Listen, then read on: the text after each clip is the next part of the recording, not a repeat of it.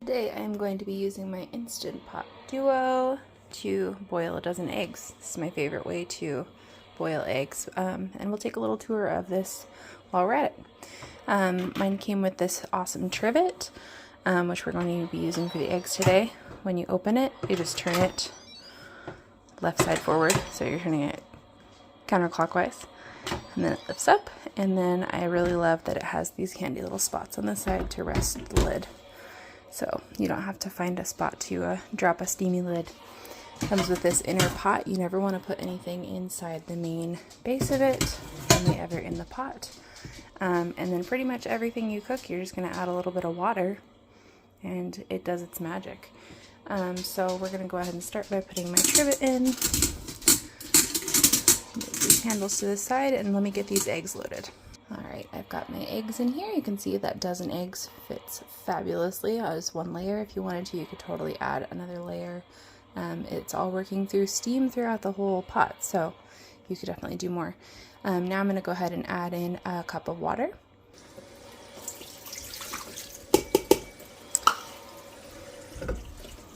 And go ahead and put the lid back on.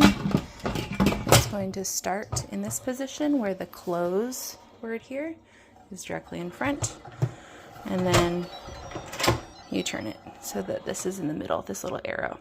The last thing that's important with the Instant Pot is you're going to want to make sure that this is on seal, so it's sealing, not venting. So you're going to turn this so that it's in the sealing position.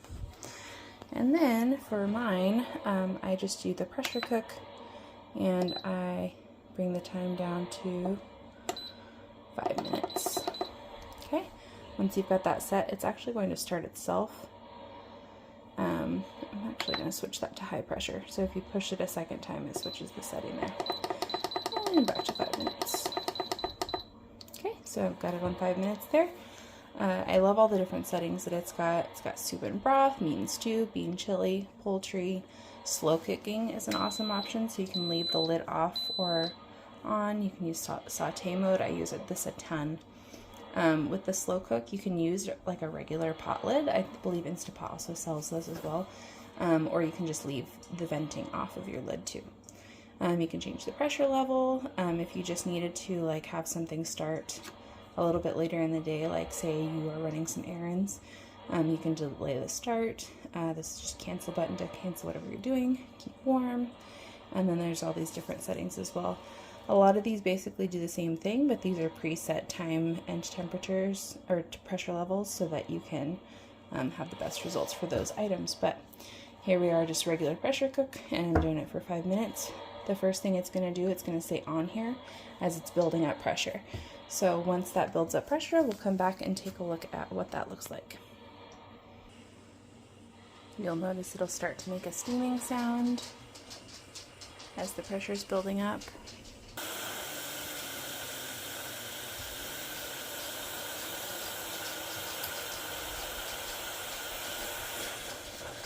That weight pops up just like that, and then the timer will start. Alright, my timer just went off. It beeped a couple times at me, and now it says this L00. The longer you let this sit, this number will continue counting up now, and this is just letting you know how long it's been in this setting. Next thing you're going to want to do is carefully with your hand to the side, release the pressure. Steam's going to come out.